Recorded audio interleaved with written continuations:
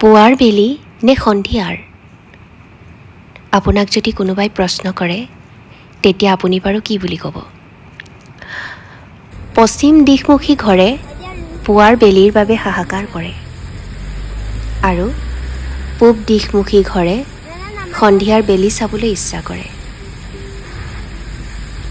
ঘৰৰ কথা বাদ দি যদি গাঁওখনৰ কথা কওঁ, গাঁওখনে পুৱাৰ বেলি আৰু সন্ধিয়াৰ বেলি দুয়ো সময়ে উপভোগ কৰে।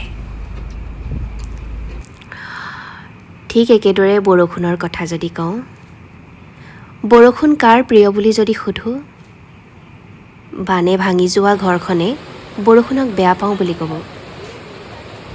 কিন্তু পথাৰখনে সেউজীয়াৰ আশাত বৰষুণক প্ৰাণ ভৰি ভাল পাওঁ বুলি ক'ব। ভাবি আচৰিত হওঁ যে সময় আৰু পৰিস্থিতি অনুসৰি ভাল লগাবোৰ সকলোৰে বাবেচোন বেলেগ বেলেগ হৈ পৰে।